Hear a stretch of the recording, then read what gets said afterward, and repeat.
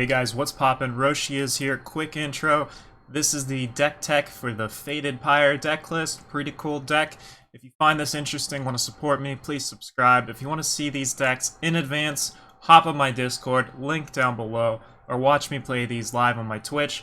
That's the best way to get my decks as quickly as possible before I take the time to edit them, cut them up, and put them on YouTube. So here's the deck tech, and enjoy. Hey guys, what's up? Roshi is here. Today we're taking a look at Faded Pyre. This list looks to abuse Volitility, to draw a bunch of dragons that all have fade effects, and a lot of our big spells, and value our opponent. One of our dragons is Mistveiled Drake. This will give us Aegis. It's actually one of the better ways to have Aegis early on in the game to stop some annoying things. It also can just be randomly good. There's a lot of decks where having Aegis will just completely stonewall them. So being able to rip this out of nowhere is great. Also, the fact that it is a 7-power 6/6 beater with Aegis can be solid too. There's a lot of decks out there that are just playing piles or removal, and if they have to like fire 2 of them at your Mistveiled Drake to get through, then you know maybe he'll live longer or whatever. But yeah, most of the time this card will just trigger its Aegis, and then, you know, we might not even need to cast it to win.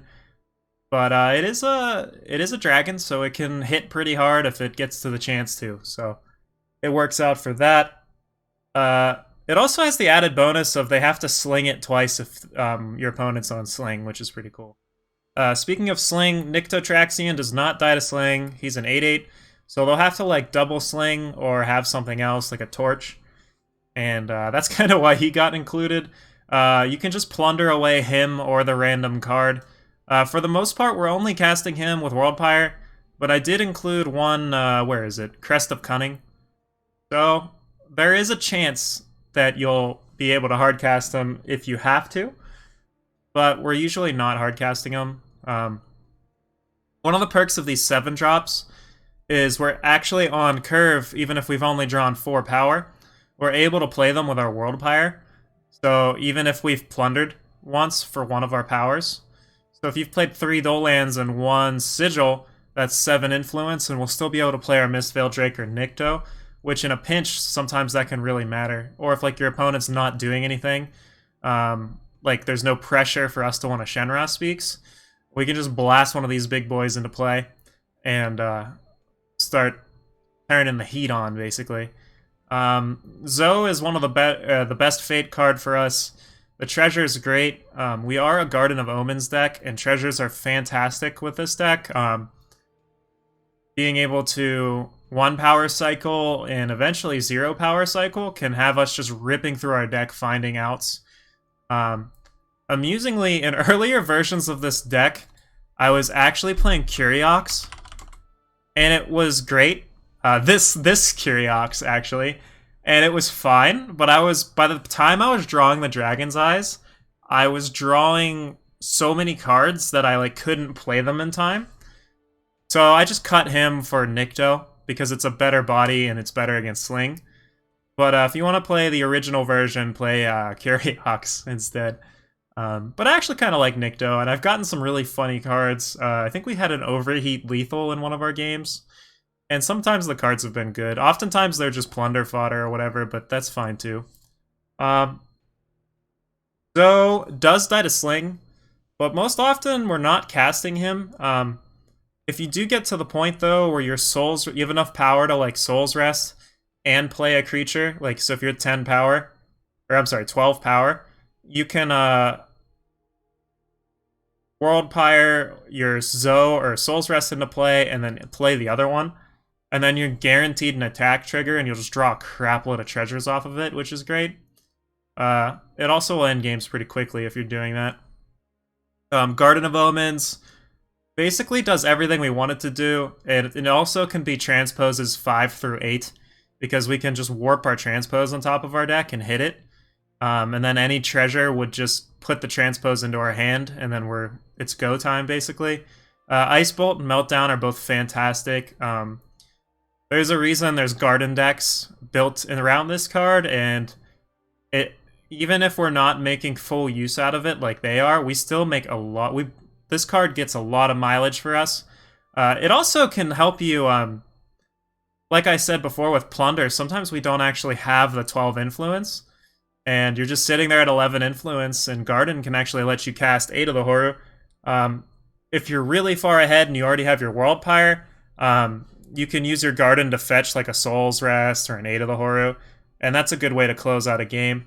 Up top, we've got Jotun Hurler for snowballs and just plunder fodder, and Desert Alchemist, which is the said plunderer, and will hopefully trade with something. Hopefully not a Blazing Salvo, but, you know, hopefully it trades with something.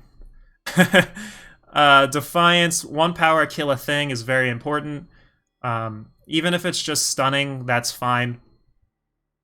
We need all of the quick early removal we can get in our deck so that we can survive long enough to start trolling people. I mean, casting Worldpyre stuff. Transpose, 1 power, get Aegis is great. Pops your opponent's Aegis, gives you Aegis. For our market, we've got Copperhall Blessing.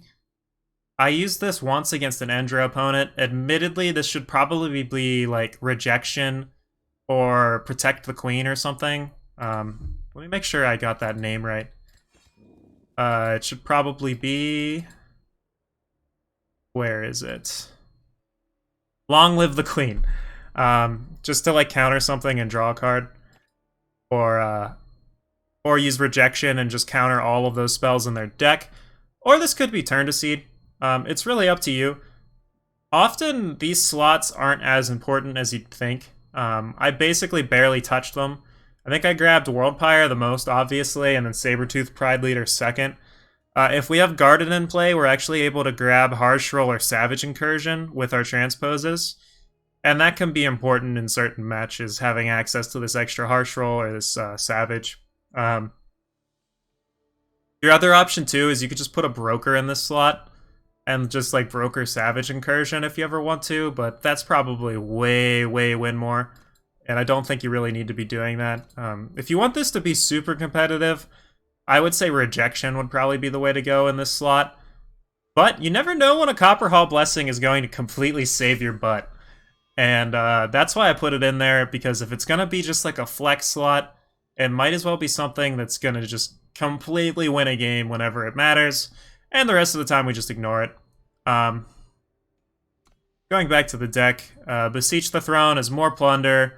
It's also one of the few ways, other than treasures, we have to dig, and it can make more treasures to dig more, so we could potentially play Strategize in this slot, but I like the idea of having Plunder because we've just got all these guys just generating fodder, so we want to make use of it as best as we can and flip through our deck and turn these guys into power for us to play, and yeah. Lightning Storm is for Yetis, and you know, it'll actually hit Kiras and Hojans too, which is cool.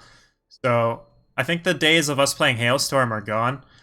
Especially in this deck, we are a 4-faction deck, so only needing 1 Primal Influence to cast this is pretty clutch.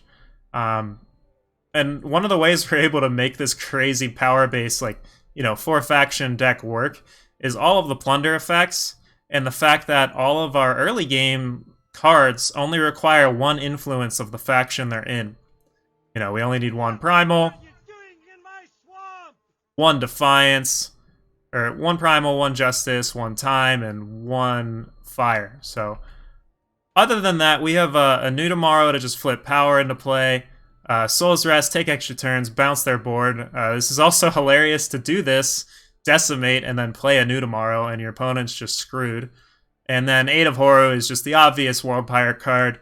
I love main decking this card in these decks just because usually I want it as early as possible and I don't have time to wait for broker shenanigans. And yeah, that's pretty much the list. I guess I didn't mention Volitility, but sometimes this is like a draw 6 in our deck, and that's hilarious. The power base is just designed to help us cast all our crap eventually, and just each power will give us 2 influence for Worldpyre. So that's the list. It's super fun. Thank you for watching, guys. I appreciate everyone that's made it this far through the deck tech. The gameplay will be linked down below or off to the side. You should be able to find it. If you want to support me, please toss me a subscribe if you haven't already. Toss a like on the video in the comments down below. Let me know if there's any decks you want to see me featuring in the future, or feel free to post them in my Discord. That can be the best way, and if I find it interesting, I'll make a video of it and put it up here for everyone to watch. So, thanks for watching, and have a nice day.